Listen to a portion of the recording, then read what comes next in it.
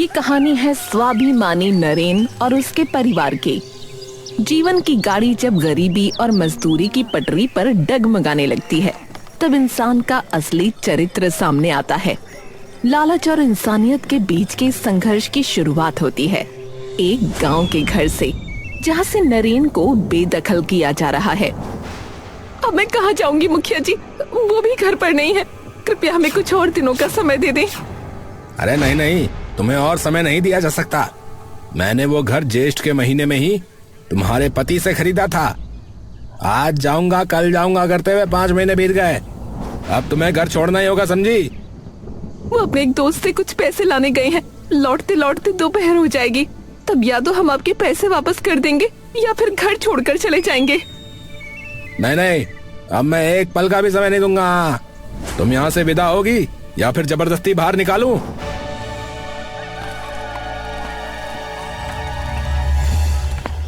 उसकी जरूरत नहीं पड़ेगी मुखिया, मैं आ गया हूं। अभी आपको सब कुछ समझा कर विदा हो जाऊंगा। आप आ गए, देखिए हमें निकाल रहे हैं। चलो भाग्यवान, अब एक पल भी यहां नहीं रुकना। जो व्यक्ति एक दिन बर्दाश्त नहीं कर सकता, उसके साए में एक पल भी नहीं रहूंगा। हाँ हाँ जाओ, तुम्हें रहने के लिए कहा किसने है? जल्दी विदा होकर मुझे मुक्त करो। जा रहा हूं मुखिया बाबू। एक दिन मुझे सहारा देकर आपने बहुत बड़ा उपकार किया था, उसके लिए मैं आभारी हूं। तुम खड़ी क्यों हो भाग्यवान? जल्दी जाकर अपना सामान ले आओ। हम अब कहाँ जाएंगे? हमारे पास जाने की कोई जगह नहीं है। उनसे कहिए ना कि आज की रात का समय दे दें। इसके जैसे पाखंडी से मैं और विनती नहीं करूंगा। तुम जल्दी जाकर कपड़े और सारा सामान लेकर आओ। पापा, ओ पापा, अब हम कहाँ जाएंगे? पता नहीं बेटा, जहां ऊपर वाले ने हमारे लिए ठिकाना रखा होगा वहीं जाएंगे। और आप भी सुन लीजिए मुखिया बाबू, एक दिन आप मुझे ढूंढेंगे। मैं उस दिन का इंतजार कर रहा हूं। अरे जा जा, तुझे ढूंढने का ना तो मेरे पास समय और ना ही इच्छा, समझा? मेरी आंखों के सामने से दूर हो। भारी मन और थके हुए कदमों के साथ नरेन का परिवार अपने घर की सीमाओं को पीछे छोड़ आया है। रास्ते अनजान हैं और मंजिल का कोई ठिकाना नहीं है। तपती धूप और लंबी राह ने सावित्री और तपन को निढाल कर दिया है। अब उनके सामने केवल एक ही सवाल है, आज की रात कहाँ बीतेगी? मैं अब और नहीं चल पा रही हूँ। और कितनी दूर जाना है? थोड़ा और कष्ट सह लो भाग्यवान। सामने बस्ती है, वहां पहुंचते ही कोई सहारा मिल जाएगा। बस्ती में किसके पास जाएंगे? यहाँ तो हमारा कोई परिचित नहीं है। वो तो ठीक है, पर किसी ना किसी के घर तो रुकना ही होगा। आज की रात किसी के सहारे रहकर कल कुछ उपाय करेंगे। तो फिर हम यहीं रुक जाते हैं।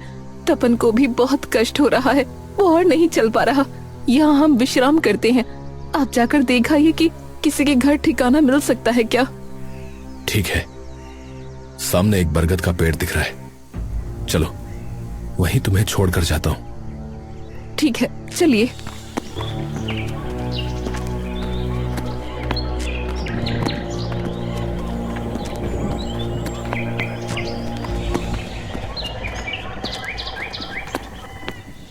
एक बात बताओ, अकेले रहने में डर तो नहीं लगेगा? नहीं नहीं, डर कैसा? और फिर तपन तो साथ है ही। ठीक है, सावधानी से जाना। नरेन उम्मीद की एक किरण तलाशने के लिए गांव की ओर निकल पड़ा, जबकि सावित्री और तपन उस विशाल और पुराने बरगद के पेड़ की छांव में अपनी किस्मत के भरोसे ठहर जाते हैं। बरगद की वो गहरी जड़ें मानो उन्हें दिलासा दे रही थीं कि कोई भी मुसाफिर इस दुनिया में बेसहारा नहीं रहता।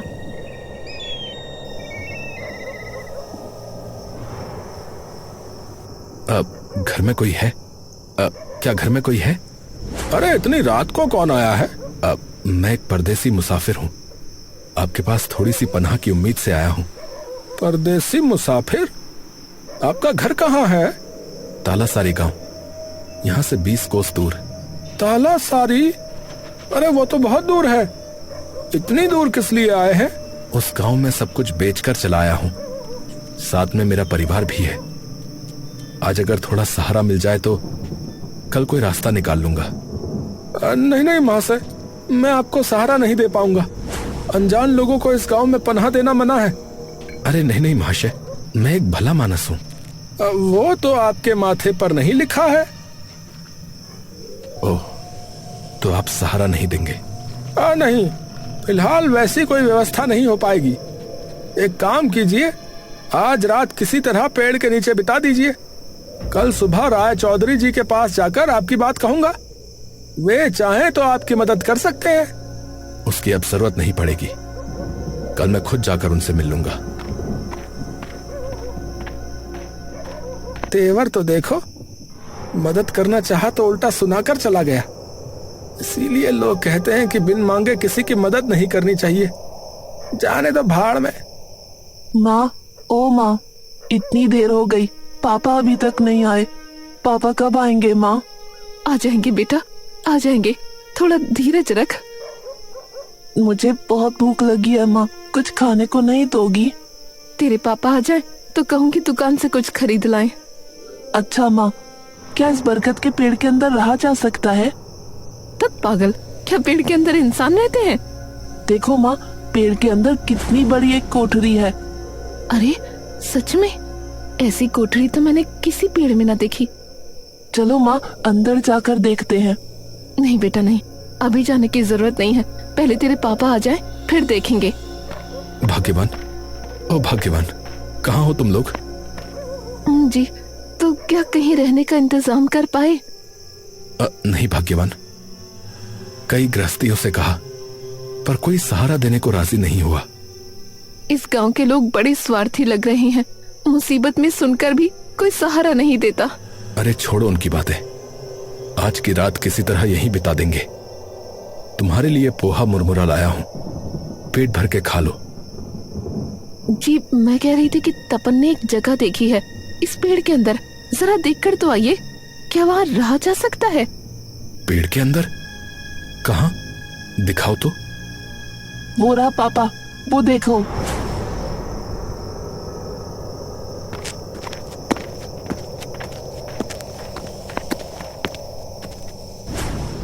ये तो बहुत सुरक्षित जगह है। बाहर से समझ ही नहीं आता कि अंदर इतनी खाली जगह है। हाँ, जगह बहुत सुरक्षित है और रहने लायक भी। तो फिर अब चिंता नहीं है भाग्यवान। चलो आज की रात यहीं रुक जाते हैं। इस कोठरी में हमें कोई डर नहीं। ठीक है, जब आप कह रहे हैं तो ऐसा ही होगा। तपन, सारा सामान कोठरी के अंदर रख दे। मजा आ गया, मजा आ गया। अब हम पेड़ के अंदर रहेंगे।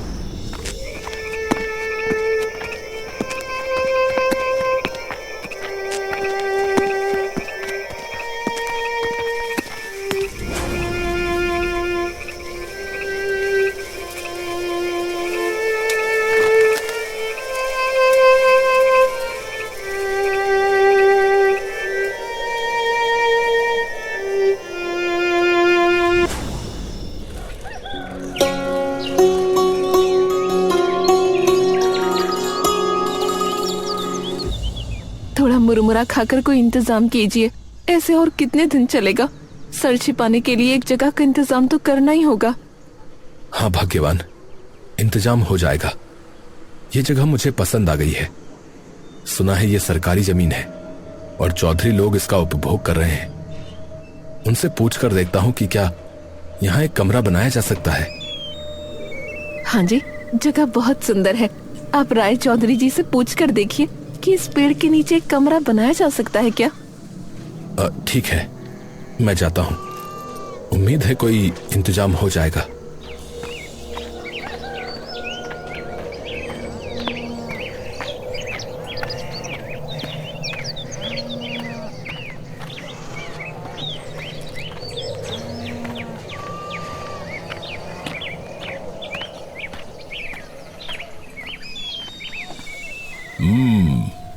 तो तुम ये कहना चाह रहे हो कि तुम्हारे गांव के मुखिया ने तुम्हें निकाल दिया है ना?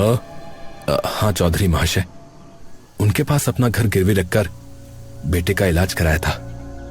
समय पर पैसे वापस नहीं कर पाया, इसीलिए उन्होंने मेरा सब कुछ छीन लिया। वो तो ठीक ही है, गिरवी के पैसे नहीं दे पाओगे तो वे लेंगे ही। तो बेटा, मेरे पास क्यों आए हो?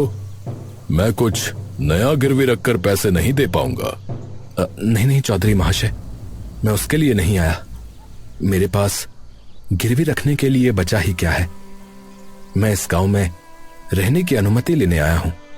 इस गांव में रहने के लिए अनुमति क्यों चाहिए? कोई नया घर देखकर रहने लगो। वैसा घर ही तो नहीं मिल रहा और हाथ में पैसे भी नहीं है, इसलिए सोच रहा था कि उस बरगद के पेड़ के नीचे फिलहाल एक झोपड़ी बना लूं। बरगद का पेड़? मतलब गांव के पास वाले उस पुराने बरगद की बात कर रहे हो? वहां कौन रहता है? वहां तो भूत प्रेतों का अड्डा है। उसकी चिंता आप ना करें। देखिएगा, कुछ ही दिनों में सब साफ सफाई करके उसे रौनक वाला बना दूंगा।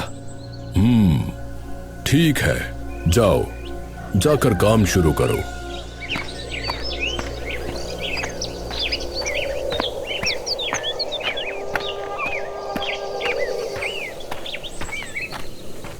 चौधरी महाशय। अरे रघु, अचानक इस तरफ? आपकी जमीन का लगान देने आया हूं। वो आदमी यहाँ क्यों आया था? परदेसी आदमी है, गांव के आखिरी बरगद के पेड़ के नीचे रहना चाहता है। मैंने अनुमति दे दी। तुम तो जानते ही हो, मैं लोगों का दुख कष्ट नहीं देख पाता। ओह, तो आखिरकार वो बरगद के नीचे ही जा टिका। कल रात मेरे पास आया था, पर मैंने पनाह नहीं दी। घर में जगह दो तो कब क्या कर बैठे, कुछ कहा नहीं जा सकता। अच्छा किया रघु, फालतू लोगों को पनाह नहीं देनी चाहिए। चाय पियोगे? मंगवाता हूं। हो जाए तो बुरा नहीं है। चाय पीकर फिर लगान का हिसाब देता हूं। ठीक है। ए मीनू, चाय दे जा तो।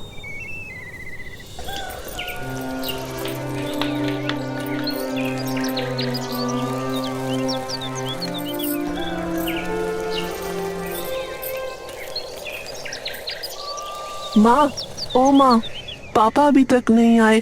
पापा कब आएंगे माँ? आ जाएंगे बेटा, आ जाएंगे। चौधरी के घर गए हैं, उनसे पक्की बात करके ही आएंगे। वहाँ क्या इतनी बातें हो रही हैं माँ? सुना नहीं, हम इस बरगद के नीचे घर बनाएंगे। राय चौधरी से उसी की अनुमति ले रहे हैं। भाग्यवान, ओ भाग्यवान। हाँ जी, क्या बांस ले आए? हाँ भाग्यवान, चौधरी महाशय ने यहाँ रहने की अनुमति दे दी है, इसलिए अब देर नहीं की। जंगल से बांस काट लाया हूं। घोष महाशय ने भी कहा है कि वे थोड़ा छप्पर के लिए पुआल दे देंगे। अच्छा किया, उसी से एक कमरा बन जाएगा। अब कुछ खाकर काम शुरू कर दीजिए। मैंने कुछ रोटियां बनाई हैं। इतनी जल्दी रोटियां भी बना ली? आटा कहाँ से मिला? हाथ में 2 रुपये थे, उसी से खरीद लाई। बहुत अच्छा, तो खाने को दो, फिर काम शुरू करता हूँ।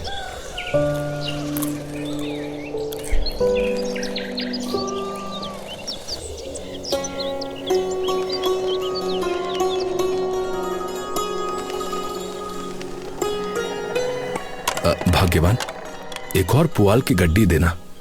ये जगह अभी खाली है। और गड्डी नहीं है जी, डालियां ढकने में सब खत्म हो गई। ठीक है, आज फिर उतर जाता हूँ।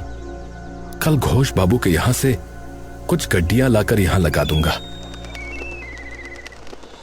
हाँ जी, घर तो बन गया, अब खाने का कुछ इंतजाम करना होगा।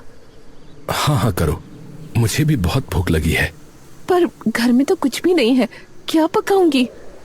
रुको, मैं अभी दुकान से चावल दाल खरीद लाता हूँ।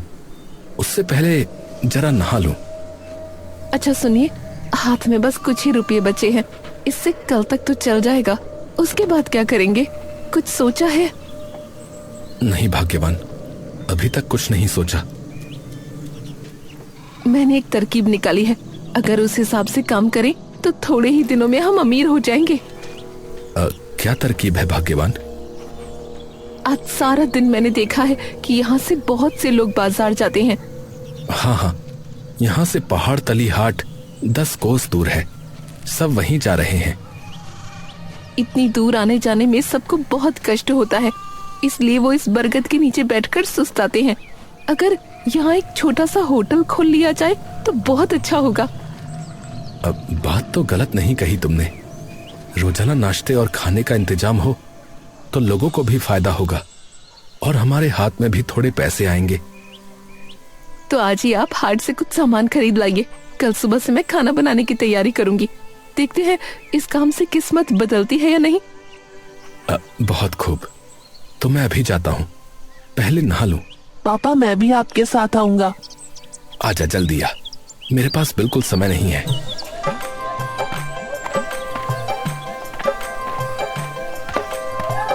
उसके बाद नरेन और तपन बाजार जाकर खाने का सामान लाते हैं और अपने बरगद के पेड़ के नीचे ढाबा शुरू कर देते हैं। पहले तो कम ही लोग वहाँ रुकते थे, लेकिन धीरे धीरे खाने की सुगंध और अच्छा खाना होने से वहाँ अच्छी खासी भीड़ लगने लगी। अब नरेन ने मदद के लिए 2 लड़के भी रख लिए।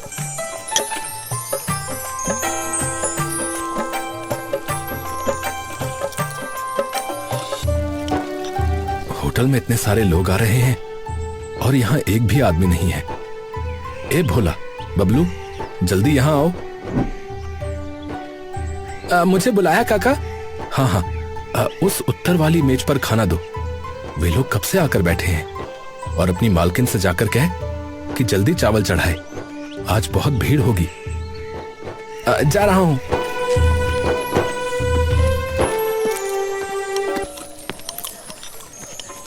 अरे घोष महाशय, अचानक कैसे आना हुआ? ओड़ी बाबा नरेन, तुम्हारे पास एक खास जरूरत से आया हूं। क्या जरूरत है बताइए घोष महाशय। उस बार आपने जो मदद की थी, आपके घर से बांस और पुआल लाकर ही मैं ये घर बना पाया था। वो उपकार भूलने लायक नहीं है। बताइए किस लिए आए हैं? ओड़ी बाबा, मैं इतने दिनों से हाट में मिठाई बनाकर बेचता था बेटा, पर अब उम्र हो गई है, हाट तक नहीं जा पाता। इसलिए सोच रहा था कि पास ही कहीं एक दुकान खोल लूं। तुम्हारे यहाँ रोजाना इतने लोग आते हैं, अगर होटल के पास एक दुकान खोलने की अनुमति दे देते। अरे अरे, इसमें मुझसे पूछने की क्या बात है? ये जगह तो आप ही के गांव की है। मैं तो बस चौधरी महाशय से पूछकर यहाँ टिका हूँ। आप कल से ही दुकान लगा लीजिए, मुझे इसमें कोई आपत्ति नहीं है। और तुमने मुझे बचा लिया बेटा, वरना आज बड़ी मुसीबत में पड़ जाता। इंसान ही तो इंसान के काम आएगा ना, वरना इंसान होने का क्या फायदा? ठीक कहा बेटा, बहुत सही बात कही। अब मैं चलता हूँ, कल बात होगी।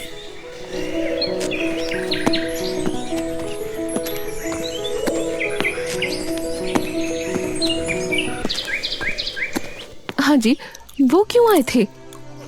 हमारे होटल के पास अपनी मिठाई की दुकान लगाने के लिए। मैंने कह दिया कि कल से ही काम शुरू कर दें। अच्छा किया, उनका परिवार ठीक से नहीं चल रहा।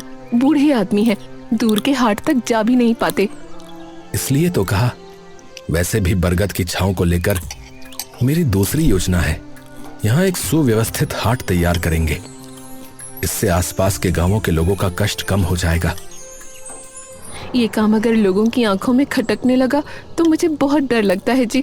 हमारे इस सुखी संसार में फिर से कोई तूफान आ जाए, मैं ये ना चाहती। अरे नहीं नहीं, ऐसा कुछ नहीं होगा। तुम फालतू की चिंता मत करो। हाट होगा तो अच्छा ही होगा। अच्छा हो तो अच्छा ही है। फिलहाल मैं जाती हूँ, फिर से खाना चढ़ाना है।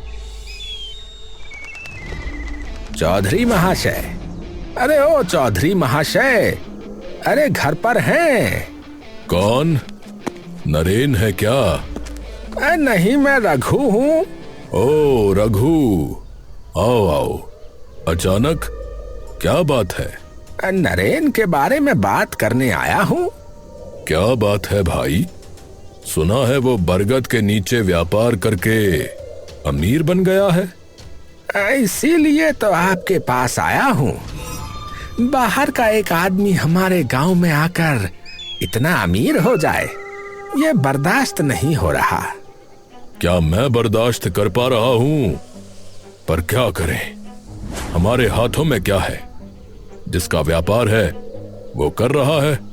हमारे पास करने को बहुत कुछ है चौधरी महाशय, सुना है वो जगह तो आपकी है, तो अगर उसे वहां से निकाल दिया जाए तो काम बन जाएगा।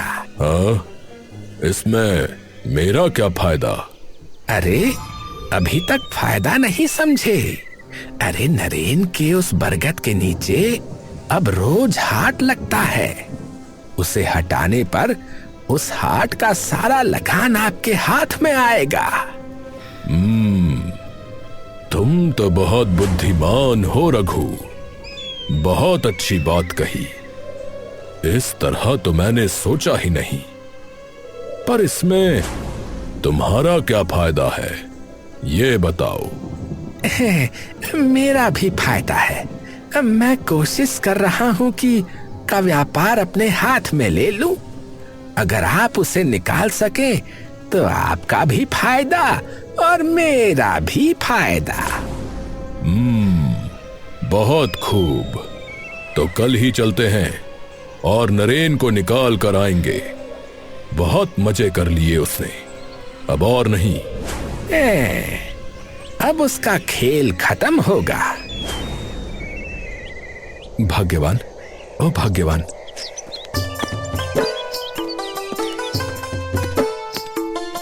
क्या बात है, सुबह सुबह कहाँ जा रहे हैं? बाजार जा रहा हूँ। आज सुबह सुबह जाकर बाजार ले आता हूँ, दोपहर को बहुत भीड़ होगी। ठीक है, जाइए। मैंने भी चावल चढ़ा दिए हैं, सुबह सुबह सारा खाना खत्म कर लूंगी। अच्छा भाग्यवान, तुम चावल और दाल बनाकर रखना, और अगर घोष महाशय तो उन्हें पूरब वाला कमरा दिखा देना। फिलहाल वहीं बैठे। ठीक है, मैं कमरा खोल दूंगी। ठीक है, मैं चलता हूँ। चलिए, वे बाजार चले गए, मैं घर के काम निपटा लेती हूँ। कोई है? घर में कोई है? अरे आप कौन है? यहाँ क्या चाहिए? मुझे नहीं पहचानेंगी, मैं दूसरे गांव का हूँ। यहाँ मुसीबत में पड़कर आया हूँ। क्या मुसीबत हुई है आपकी? जमींदार के प्यादे मेरा पीछा कर रहे हैं, कृपया मुझे थोड़ी पनाह दीजिए। आपने उनके साथ ऐसा क्या किया कि वो आप? वो बहुत लंबी कहानी है, पहले मुझे छिपने की जगह दीजिए, वो आते ही होंगे। अच्छा, ये मैं आपको एक सुरक्षित जगह बताती हूँ। वो देखिए, उस बरगद के पेड़ में एक खोखल यानी कोठरी है, वहाँ जाकर छिप जाइए। आवाज बिल्कुल मत कीजिएगा, वरना वो आपको ढूंढ लेंगे। हाँ, आपने मेरी जान बचा ली। अच्छा, अब मैं जाता हूँ। कोई आए तो कहिएगा कि मैं नहीं हूँ।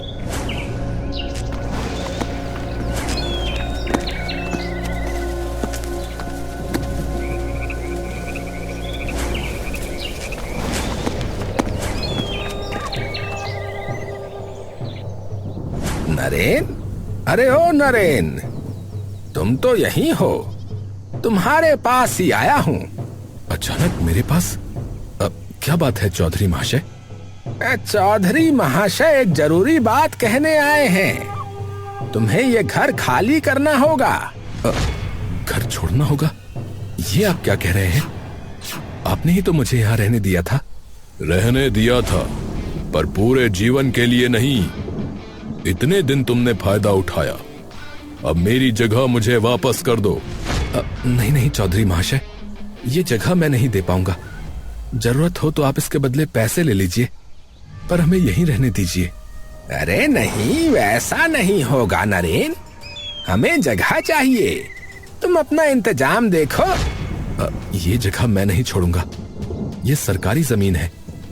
अगर सरकार कभी कहेगी तभी मैं यहां से जाऊंगा। तुम देख रहे हो नरेन, तुम बहुत बदतमीज हो गए हो। सुनो, मैं प्यार से कह रहा हूं, जगह छोड़ दो, वरना मुसीबत हो जाएगी। अरे हमें तो जानते ही हो। कुछ दिन पहले गोपू चाट उनकी जिद की वजह से, वो बात भूल मत जाना। हाँ, अब हम चलते हैं, कल तक घर खाली कर देना, समझे?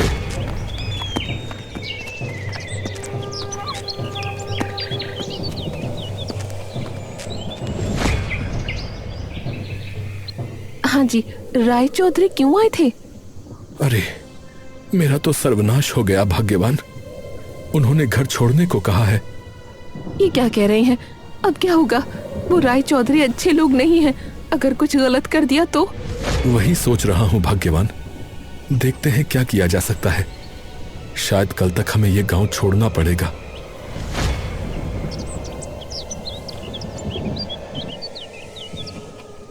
शाम हो गई, अभी तक कोई प्यादा या कोई नहीं आया। लगता है वो आज ना आएंगे। उस बेचारे आदमी को बुला लाती हूँ, थोड़ा अंधेरा होते ही वो गांव से भाग सकेगा। ओ भाई, सुन रहे हैं? जल्दी आप बाहर आ जाइए। अरे क्या हुआ? क्या जमींदार के प्यादों ने देख लिया? नहीं नहीं, वो नहीं आए, पर शाम हो गई है, अब आप जा सकते हैं। आपको कोई नहीं देखेगा। हाँ हाँ, मुझे अभी जंगल जाना होगा। यहाँ रुकना मतलब खतरा। जंगल क्यों? ओह, मैंने आपको अपना परिचय नहीं दिया। मैं सिंटू डाकू हूँ। लोग मुझे परोपकारी डाकू कहते हैं। इस गांव में एक किसान की मदद करने आया था, पर वो किसान खुद जमींदार का आदमी निकला जो मुझे पकड़ना चाहता था। हाँ हाँ, मैंने आपके बारे में सुना है। आप गरीबों की मदद करते हैं और अमीर साहूकारों को सजा देते हैं। सब आपकी तारीफ करते हैं। अपनी क्षमता के अनुसार सबकी सहायता करने का प्रयास करता हूँ। आज आपने प्यादों से मेरी जान बचाई है। बताइए, मैं आपकी क्या सेवा करूं? हमें घर से निकालने के लिए राय चौधरी ने हुक्म दिया है। वो हमारा व्यापार खुद लेना चाहता है। कृपया उसके हाथ से हमारी रक्षा कीजिए। मैं आपकी सदा आभारी रहूंगी। ठीक है, आज ही राय चौधरी को मैं उत्तर के जंगल में ले जाऊंगा। वो फिर कभी आपको परेशान नहीं करेगा। ऐसा हुआ तो बहुत अच्छा होगा। हम चाहते हैं कि वो हमारे सुखी संसार में आग ना लगाए। ऐसा ही होगा। और एक बात, अगर कभी सहायता चाहिए हो तो उत्तर के जंगल में आइएगा।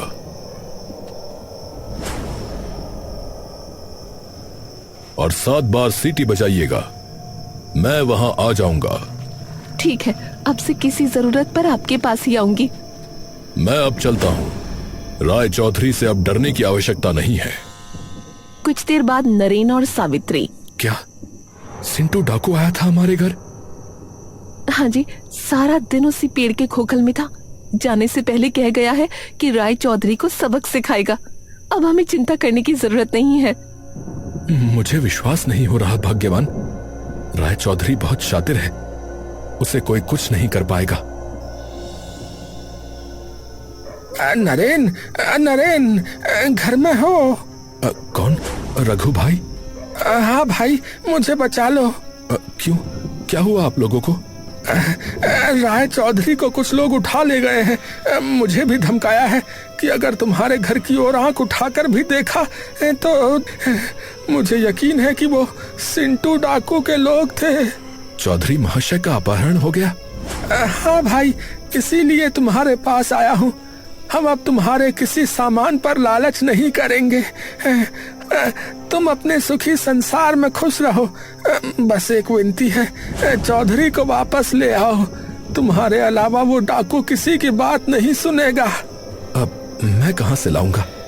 डाकू उन्हें कहां ले गए हैं, मुझे कुछ नहीं पता। मैं सब बता देती हूँ। रघु बाबू, आप घर जाइए। राय चौधरी महाशय ठीक समय पर वापस आ जाएंगे। हम उन्हें ले आएंगे। पर आपकी बात से अगर आप मुकरे तो समझ लीजिएगा, इससे बड़ी मुसीबत में पड़ जाएंगे। नहीं नहीं, मैं अब कोई गलती नहीं करूंगा। कभी किसी का सुखी घर तोड़ने नहीं जाऊंगा। आज समझ गया कि शेर को सवा शेर मिलता ही है। चलिए, आखिरकार समझ तो आ गया। आप भी याद रखिएगा, दूसरों का नुकसान करने वालों का हाल राय चौधरी जैसा ही होता है। समय रहते सुधर जाइए। तो हम जा रहे हैं चौधरी जी को बचाने। रात का समय। राय चौधरी एक पेड़ से बंधे हुए हैं और डर से कांप रहे हैं। तभी सावित्री और नरेन वहां पहुंचते हैं। सावित्री हाथ में शंख लेकर उसे जोर से बजाती है। अरे, ये तो वही भली मानस है जिसने मेरी जान बचाई थी। ये यहां आई है। जाओ, उन्हें पूरे सम्मान के साथ यहां लेकर आओ।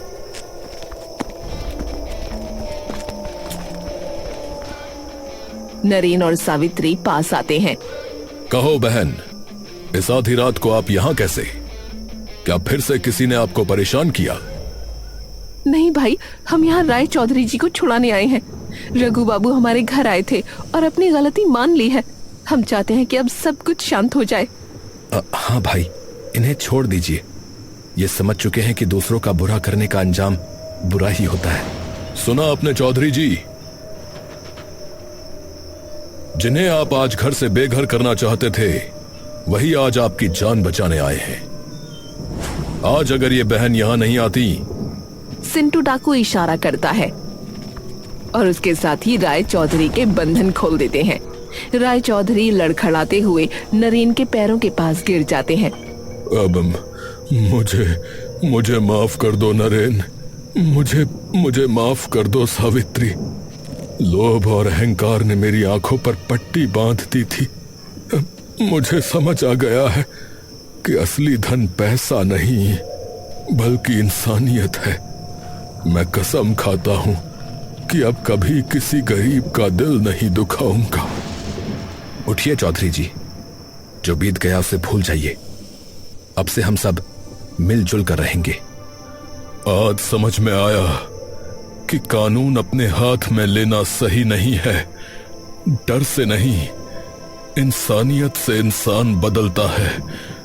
तुम लोगों ने मुझे सजा नहीं सीख दी है। चलिए अब घर चलें। सब हमारा इंतजार कर रहे होंगे। दूसरों का घर उजाड़ने की कोशिश करने वाले कभी सुखी नहीं रहते। परोपकार और क्षमा ही मनुष्य के सबसे बड़े गुण हैं।